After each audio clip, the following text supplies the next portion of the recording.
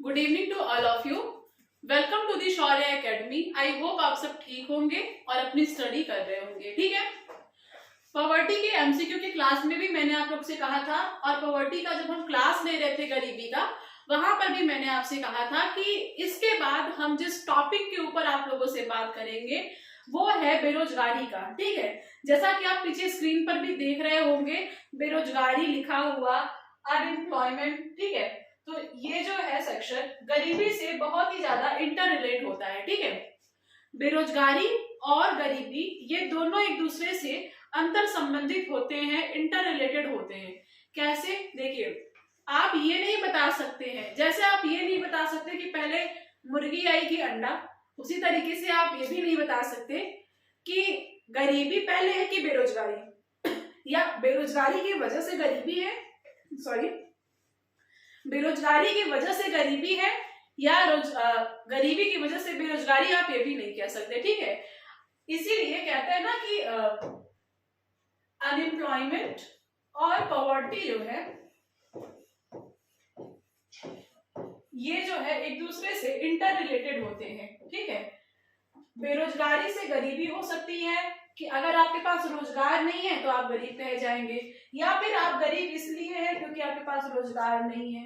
ठीक है, तो ये जो चीजें हैं वो इंटर रिलेटेड है, अलग अलग। इनको हमेशा हम लोग साथ में ही पढ़ते हैं, या फिर जब भी पढ़ते हैं तो एक दूसरे के आगे पीछे ही पढ़ते हैं। क्यों?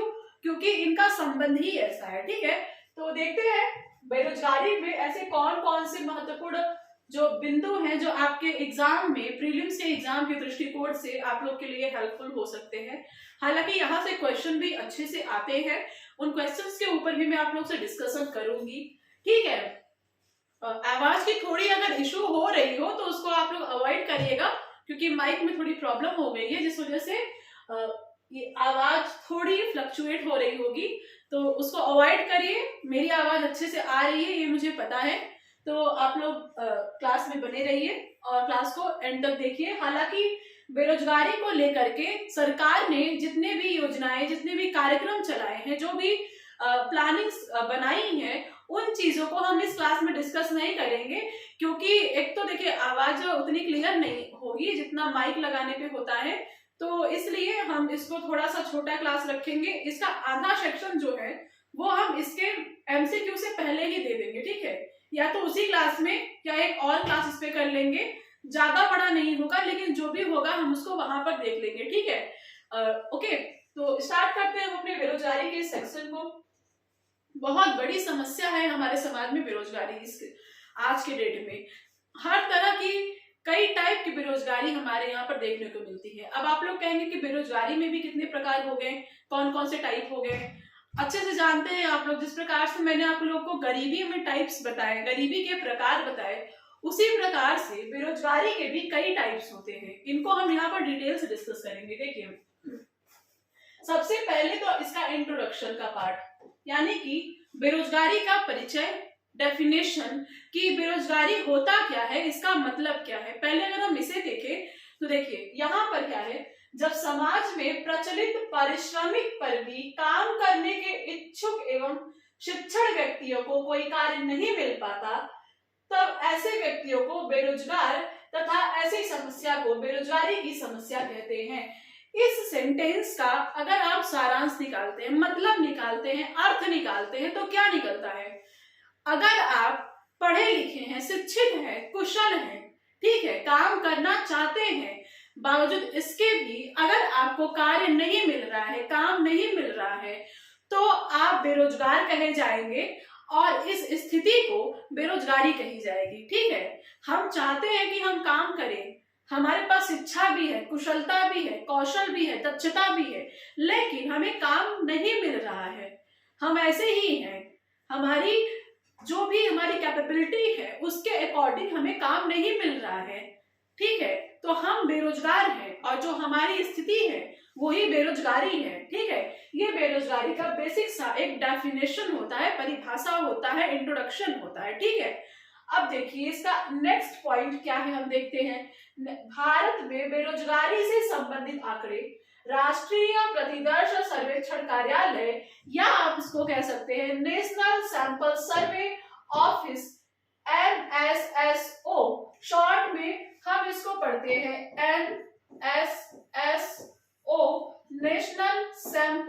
सर्वे ऑफिस, राष्ट्रीय प्रतिदर्श सर्वेक्षण कार्यालय, इसके द्वारा गरीबी से संबंधित जितने भी आंकड़े, जितने भी डेटा है वो पेश की जाती है, जारी की जाती है भारत में, ठीक है, इंडिया में। ओके, तो गरीबी का इंट्रोडक्शन आई थिंक आपको समझ में आ गया होगा, ठीक है। आगे बढ़ते हैं, देखिए हम क्या है इसमें, बेरोजगारी के प्रकार, ठीक है, टाइप्स ऑफ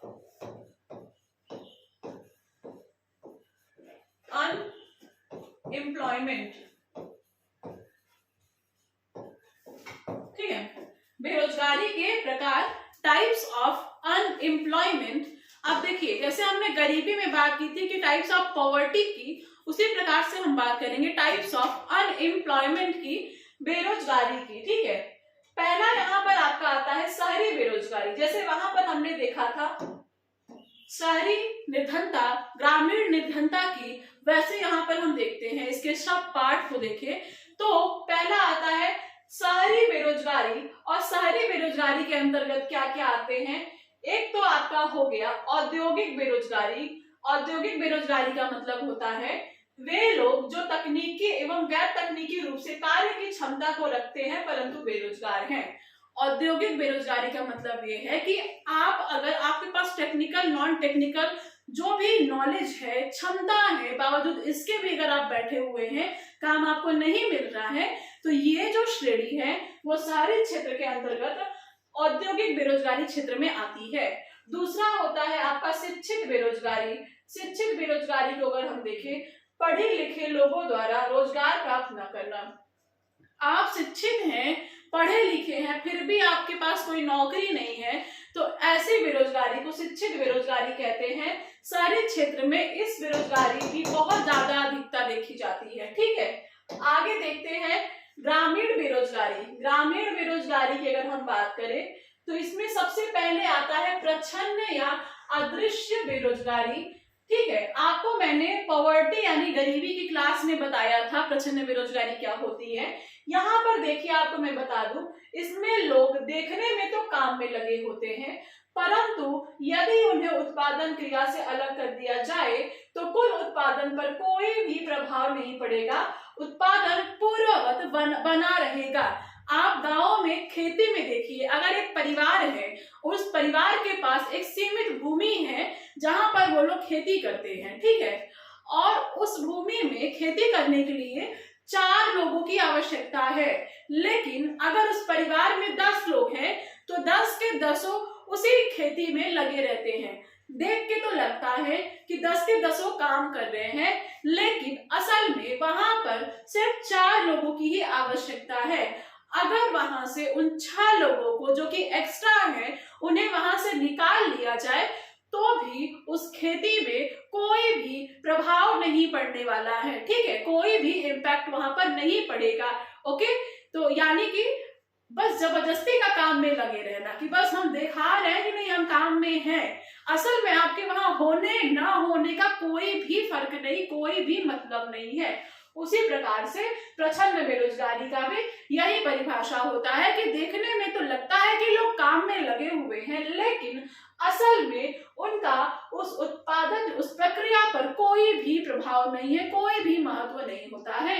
ऐसी बेरोजगारी ग्रामीण क्षेत्रों में प्रच्छन्न या अदृश्य बेरोजगारी के अंतर्गत आती है। दूसरा यहाँ पर आता है मौसमी बेरोजगारी। यहाँ पर देखिए क्या होता है कि अक्सर से खेती ही हो गई, अगर आप खेती में कोई एक फसल अपने खेत में बोते हैं तो अब वो फसल हर बार तो नहीं बो सकते। हर फसल का एक टाइम होता है, रबी की फसलें और खरीफ की फसलें, जायद की फसलें, हर फसल का अपना अपना समय होता है, अपना अपना टाइप होता है, उनको जो भी चाहिए होता है, पर्यावरण, वातावरण, वो सबका अलग अलग होता है। तो ऐसे में क्या होता है कि आपने अगर जैसे गेहूं की खेती अगर आप अपने खेत में करते हैं, सिर्फ गेहूं का खेती करते हैं, तो जब गेहूं का सीजन आएगा उसी समय आप काम करेंगे, बाकी समय आप बैठे रहेंगे। आपने गेहूं का खेती किया, गेहूं बेच के पैसे कमाए, अब पूरा साल उसी को खाएंगे, फिर गेहूं की खेती करेंगे। ये क्या है? मौसमी बेरोजगारी, यानी कि एक पर्टिकुलर मौसम, एक पर्टिकुलर समय में ही आपको रोजगार मिल रहा है, बाकी ऑल टाइम आप बेरोजगार बैठे हैं। वही यहाँ पर कहा गया है कि एक वर्ष के किसी मौसम या कुछ महीनों के लिए किसी व्यक्ति को रोजगार मिलना तथा शेष महीनों में या मौसम में कार्य नहीं मिलना मौसमी बेरोजगारी कहलाता है। ये मैंने आप लोगों से अच्छे से इसको समझा दिया, ठीक है। तो शहरी में हमने क्या देखा, दो टाइप के, एक आपके औद्योगिक बेरोजगारी, दूसरा आपके शिक्षित बेरोजगारी। ग्रामीण में भी हमने दो टाइप देखा, एक आपका प्रच्छन्न बेरोजगारी और दूसरा आपका कौन सा है यहाँ पर, मौसमी बेरोजगारी, ठीक है। अब देखते हैं आगे क्या है यहाँ पर हमारे लिए। तो देखिए यहाँ पर आता है बेरोजगारी के अन्य टाइप, अन्य और कौन कौन से प्रकार हैं बेरोजगारी के। चार तो हमने देख लिया, औद्योगिक, शिक्षित, प्रच्छन्न और मौसमी, ये चार तो हमने देख लिया। अब हम यहाँ देखें और क्या क्या है। तो देखिए यहाँ पर एक आपका है खुली बेरोजगारी, दूसरा आपका यहाँ पर है संरचनात्मक बेरोजगारी, तीसरा यहाँ पर है आपका अल्प रोजगार और यहाँ पर चौथा आपका है यहाँ पर संघर्षात्मक या घर्षणात्मक बेरोजगारी, पांचवा यहाँ पर आता है आपका चक्रीय बेरोजगारी, ठीक है। इन पांचों को हम एक एक करके यहाँ पर देखते हैं कि क्या है। पहला खुली बेरोजगारी, श्रमिक काम करने के लिए तैयार है लेकिन उसे काम नहीं मिलता क्योंकि उसकी योग्यता के अनुसार, ठीक है, आपकी जो योग्यता है, ठीक है, आपने जो चीजें का प्रशिक्षण लिया है, जो चीजें सीखी हैं, अगर आपको उसके अकॉर्डिंग, आपकी क्षमता के अकॉर्डिंग कार्य नहीं मिल रहा है, काम तो मिले लेकिन आपकी क्षमता के अकॉर्डिंग ना मिले, तो उसे कहते हैं खुली बेरोजगारी, कि आप काम करने को तैयार हैं लेकिन आपके क्षमता के अकॉर्डिंग काम नहीं मिल रहा है, ठीक है। दूसरा संरचनात्मक बेरोजगारी को अगर हम देखें, या अर्थव्यवस्था में औद्योगिक ढांचे के पिछड़ेपन, सीमित पूंजी, पुराने उत्पादन तकनीकी इत्यादि के कारण होती है, ठीक है। संरचनात्मक बेरोजगारी अर्थव्यवस्था के पिछड़ेपन, ठीक है, सीमित पूंजी और पुरानी उत्पादन तकनीकी। देखिए अगर आपका इकोनॉमिक जो सेक्टर है अगर वो पिछड़ा होगा, ठीक है, आपके ढांचे पुराने होंगे, आपके पास जो भी प्रक्रियाएं हैं उत्पादन की, प्रोडक्शन की, वो टेक्नोलॉजी पुरानी होगी, सीमित पूंजी होगी, आपके पास कैपिटल नहीं है, आपका औद्योगिक ढांचा जो है वो पिछड़ा हुआ है, ऐसे में भी क्या होता है कि आप उसमें सही प्रकार से कार्य नहीं कर पाते हैं। तो एक संरचनात्मक बेरोजगारी के अंतर्गत ये भी यहाँ पर आती है, ठीक है। अब आता है अल्प रोजगार। अब तक हम लोग बेरोजगारी बेरोजगारी बेरोजगारी पढ़ते आए, अब यहाँ पर है अल्प रोजगार। अल्प रोजगार मतलब छोटा सा रोजगार। अब यहाँ पर देखिए, श्रमिकों को उसकी दक्षता के अनुसार कार्य नहीं मिलता, काम तो कर रहे हैं, यहाँ पर देखिए वो काम करना चाहते हैं लेकिन उनकी योग्यता के अनुसार उन्हें काम नहीं मिल रहा, वो बैठे हुए हैं, वो बेरोजगार हैं। लेकिन यहाँ पर वो काम तो कर रहे हैं लेकिन अपनी क्षमता के अनुसार नहीं, उनकी जो कैपेसिटी है वो ज्यादा है लेकिन उन्हें काम, छोटा सा काम मिल रहा है, कम मिल रहा है उसके अकॉर्डिंग, यानी ये अल्प रोजगार के अंतर्गत आता है। जितना हम कर सकते हैं उतना हम कर नहीं पा रहे, ठीक है। अब आता है चौथा संघर्षात्मक या घर्षणात्मक बेरोजगारी। तो यहाँ पर है कि जब श्रमिक एक व्यवसाय से दूसरे व्यवसाय की ओर चले जाते हैं परंतु नए व्यवसाय के लिए उसे आवश्यक प्रशिक्षण प्राप्त करना होता है, तो ऐसी बेरोजगारी घर्षणात्मक बेरोजगारी के अंतर्गत आती है। देखिए कैसे, आप एक जगह काम कर रहे थे लेकिन आप दूसरी जगह काम करना चाहते हैं, ठीक है, अच्छी बात है, लेकिन अब यहाँ पर बात क्या होता है कि आप उस जगह काम करने के लिए आपको एक पर्टिकुलर प्रशिक्षण लेना पड़ेगा, ठीक है, एक ट्रेनिंग लेनी पड़ेगी। अब उस ट्रेनिंग के दौरान, उस प्रशिक्षण के दौरान आप बेरोजगार हो जाएंगे, आप रोजगार से बेरोजगार में हो गए हैं किसी और रोजगार के लिए, यानी कि एक तरीके से घिसा पिटाई है बेरोजगारी है, घर्षणात्मक बेरोजगारी है, संघर्षात्मक है कि आप संघर्ष कर रहे हैं, ठीक है। तो ये हो गया आपका चौथा टाइप। अब आता है आपका पांचवा चक्रीय बेरोजगारी। तो यहाँ पर देखिए, यह बेरोजगारी अर्थव्यवस्था में क्षेत्रीय उतार चढ़ाव के कारण उत्पन्न होता है। अब यहाँ पर क्या तात्पर्य है, इससे अगर हम देखें तो देखिए चक्रीय बेरोजगारी वो है, वो हमारे देश की इकोनॉमी के उतार चढ़ाव पर डिपेंड करता है, ठीक है। अगर हमारे कंट्री की इकोनॉमी अच्छी होती है, बढ़ती है, तो जाहिर सी बात है रोजगार की संभावनाएं बढ़ेंगी, लेकिन अगर आर्थिक स्थिति सही नहीं है तो ये घटेंगी, जो भी उतार चढ़ाव है अर्थव्यवस्था का, जो भी चक्र रहेगा, हमारी इकोनॉमी की जो चक्र रहेगी उसके अकॉर्डिंग ये इंक्रीज भी होगा और डिक्रीज भी होगा, और ये बेरोजगारी आएगी चक्रीय बेरोजगारी के अंतर्गत। ठीक है, तो अब देखते हैं आगे क्या है। भारत में बेरोजगारी की स्थिति, भारत में बेरोजगारी की स्थिति की अगर हम बात करें, देश में रोजगार उत्पन्न करने के लिए विभिन्न कदम उठाए गए हैं, जैसे निजी क्षेत्र को प्रोत्साहित करना, बड़े निवेश वाली फास्ट ट्रैकिंग विभिन्न परियोजनाएं, 13 क्षेत्रों के लिए उत्पादन लिंक प्रोत्साहन योजना, प्रधानमंत्री स्वनिधि योजना, स्टैंड अप इंडिया योजना, महात्मा गांधी राष्ट्रीय ग्रामीण गारंटी योजना या मनरेगा उसे हम लोग बोलते हैं, मनरेगा बोलते हैं हम लोग उससे शॉर्ट में। ठीक है, ये हो गया महात्मा गांधी राष्ट्रीय ग्रामीण रोजगार गारंटी योजना या मनरेगा, पंडित दीनदयाल उपाध्याय ग्रामीण कौशल योजना इत्यादि। ये सारी स्थितियां हैं कि बेरोजगारी को कम करने के लिए सरकार ऐसी सारी चीजों का प्रयास कर रहा है, ऐसे सारे स्टेप्स सरकार उठा रही है। ठीक है, आगे देखिए, खैर ये तो जनरल सा पॉइंट रहा। अब यहाँ पर है बेरोजगारी के कारण। अब बेरोजगारी के कारणों की यहाँ पर बात की गई है कि क्या कारण है कि समाज में बेरोजगारी का स्तर जो है वो बढ़ रहा है या वो उत्पन्न हो रहा है। भारतीय अर्थव्यवस्था की आर्थिक समृद्धि दर का निम्न होना, भारत में इकोनॉमिक ग्रोथ जो है वो उसका जो स्तर है वो निम्न है। ठीक है, इकोनॉमिक ग्रोथ, आर्थिक समृद्धि का स्तर जो है वो निम्न है। इस प्रकार से अगर ग्रोथ नहीं होगा तो रोजगार की संभावनाएं कहां से आएंगी, और रोजगार नहीं होगा तो गरीबी तो आएगी ही। तो ये एक रीजन है बेरोजगारी का। यहाँ पर दूसरा, जनसंख्या में तीव्र वृद्धि, कितने लोगों को रोजगार मिलेगा, कितने लोग रोजगार करेंगे, जिस प्रकार से जनसंख्या जिस स्पीड से बढ़ रही है कितने लोगों को रोजगार दिया जा सकेगा, ये भी एक समस्या है। तीसरा, दोषपूर्ण शिक्षा प्रणाली, जैसे कि व्यवसायिक शिक्षा की बात की जाती है कि कार्य आधारित शिक्षा दी जाए, ऐसी शिक्षा दी जाए जिसमें लोगों को प्रोत्साहन मिले खुद के लिए कि हमें ऐसा करना है कि हम खुद से कुछ कर सके। ठीक है, लेकिन हमारे यहाँ का जो शिक्षा है काफी घिसा पिटा है अभी तक तो फिलहाल के लिए। हालांकि जो न्यू एजुकेशन पॉलिसी है वो अच्छी है इस मामले में। अब देखिए वो कब से लागू होती है, वो तो सरकार ही जाने।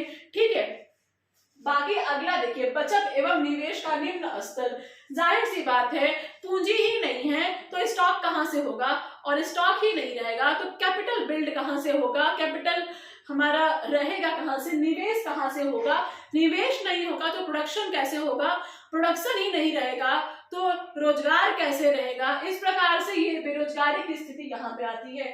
भूमि पर जनसंख्या का बढ़ता दबाव, ये हमने वहां पर डिस्कस किया। लघु एवं कुटीर उद्योगों का ह्रास, अब हर किसी को बड़ी बड़ी चीजों में ही नहीं जोड़ सकते हैं ना, हर किसी की अपनी क्षमता होती है। ठीक है, हर इंसान उतना दक्ष उतना कुशल नहीं होता कि वो बड़ी बड़ी फैक्ट्रीज में काम कर ले। ठीक है, तो उसके लिए लघु उद्योग होने चाहिए, कुटीर उद्योग होने चाहिए। लेकिन इन सब चीजों का इस प्रकार से पतन हुआ है आजादी के बाद से कि ये चीजें एकदम खत्म ही हो गई है। ठीक है, या तो खेती या तो उद्योग, बीच का कोई रास्ता बचा ही नहीं है। अब ऐसे ऐसे चीजें आ रही हैं, ऐसे ऐसे टर्म यूज हो रहे हैं अर्थव्यवस्था में, स्टार्टअप, स्टैंड अप। ये आम आदमी क्या जाने क्या होता है स्टार्टअप, क्या होता है कोई चीज नहीं, उनको तो पता है। कम से कम उनके लिए कुछ तो ऐसा रखो जो वो कर सके आसानी से। ये भी बेरोजगारी का एक बहुत बड़ा इम्पैक्ट है। कृषि आधारित उद्योगों का अभाव, ठीक है, कृषि आधारित उद्योगों का अभाव, जाहिर सी बात है कृषि से रिलेटेड भी बहुत सी चीजें, जैसे मत्स्य पालन, ये सारी चीजें जो है, बकरी को पालना, मुर्गा पालना, मछली पालना, शहद, मधुमक्खी का पालन, ये जो कृषि से रिलेटेड प्राथमिक क्षेत्र की जो रिलेटेड उद्योगों की जो श्रृंखला होती है, तो ये सारी चीजों का काफी ज्यादा अभाव है। अभी लोग इस पे उतना कार्य नहीं कर रहे हैं। ठीक है, डेयरी उद्योग, ये सब सारी चीजें जो है वो अभी उतना मतलब कार्यशील नहीं है। देखिए, कृषि एवं मौसमी व्यवसाय, यहाँ पर देखिए कृषि पर मौसमी व्यवसाय, जैसे हमने आपको बताया था कि एक मौसम में काम किया, पूरा साल बैठ के खाया। रोजगार विहीन समृद्धि, विकास तो हो रहा है लेकिन कैसा हो रहा है, रोजगार विहीन, रोजगार विहीन, ग्रोथ नहीं है, ग्रोथ तो है लेकिन रोजगार, एम्प्लॉयमेंट नहीं है। स्वरोजगार की इच्छा का अभाव, खुद से काम कोई करना ही नहीं चाहता है, सबको सरकारी नौकरी चाहिए। कितनी नौकरी मिलेगी, कितनी, सब किसके विरासत में रखे गए हैं। नागरिकों में कौशल एवं तकनीकी ज्ञान का अभाव, जाहिर सी बात है हर कोई टेक्निकली उतना ज्यादा नहीं डेवलप है। तो इन चीजों का अभाव है जो कि बेरोजगारी के एक कारणों में देखी जाती है। अब यहाँ पर आता है कि बेरोजगारी के परिणाम क्या है। अगर बेरोजगारी है तो उसका इम्पैक्ट क्या है। मानव संसाधन अर्थात मानव शक्ति का कुशलता प्रयोग नहीं होता है। देखिए हमारा देश जो है वो बहुत बड़ी आबादी लिए हुए है, और आबादी कैसी, युवा आबादी।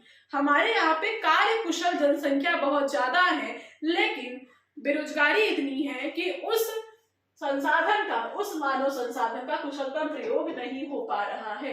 एक तो ये परिणाम। दूसरा, वस्तु एवं सेवा के उत्पाद में कमी।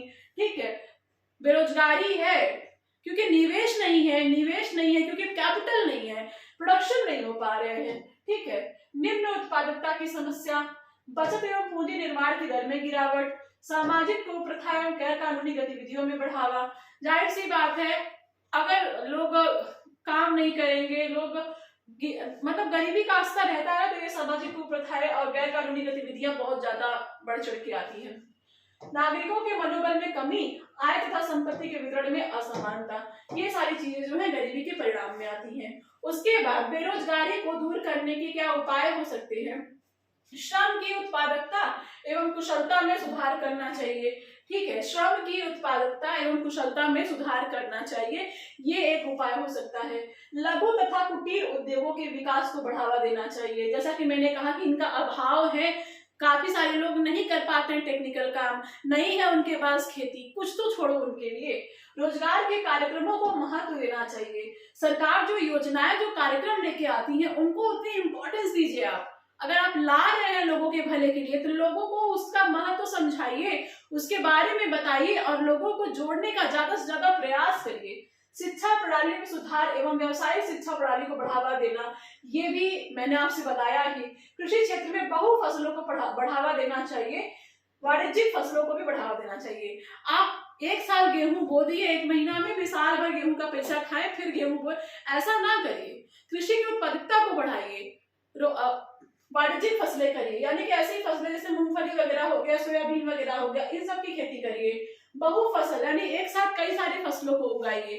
ठीक है, इससे आपकी कृषि की उत्पादकता की क्षमता भी बढ़ती है और आपको भी ऐसा नहीं कि एक महीने का वेट करना पड़ेगा। ठीक है, सरकारी उद्योगों को प्रोत्साहित करना, सरकारी उद्योगों को प्रोत्साहित करना। एक यहाँ पर ये भी है कि जी हाँ, सरकार अगर कोई ऐसा इंडस्ट्रीज वगैरह स्टैब्लिश करती है, इन चीजों को भी प्रोत्साहित करना चाहिए। मत्स्य पालन एवं पशुपालन आदि गतिविधियों को बढ़ावा देना, यानी कृषि आधारित उद्योगों को बढ़ावा देना। ठीक है, पूंजी प्रधान तकनीकी के स्थान पर श्रम प्रधान तकनीकी का प्रयोग करना, यानी कि कैपिटल बेस्ड जो यहाँ पर टेक्नोलॉजी है, उसके स्थान पर श्रम बेस्ड, यानी कि श्रम के आधार पर टेक्नोलॉजी का प्रयोग किया जाए, ताकि ज्यादा से ज्यादा लोगों को रोजगार मिल सके। ये सारी चीजें यहाँ पर रही हैं। ठीक है, तो ये जो हमारा क्लास रहा है बेरोजगारी का, फिलहाल के लिए तो इतना ही रहेगा। क्यों?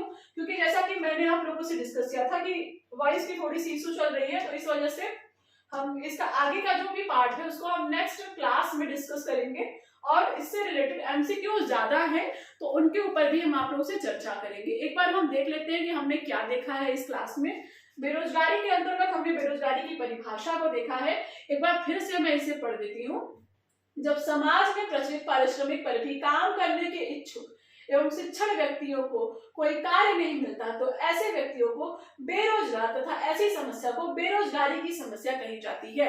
तो ये है बेरोजगारी का डेफिनेशन। फिर हमने देखा कि एनएसएसओ द्वारा इसकी आंकड़े जारी किए जाते हैं। हमने बेरोजगारी की टाइप्स में, शहरी टाइप्स में औद्योगिक और शिक्षित बेरोजगारी को देखा, और उसके बाद हमने ग्रामीण टाइप में प्रच्छन्न और मौसमी बेरोजगारी को डिस्कस किया।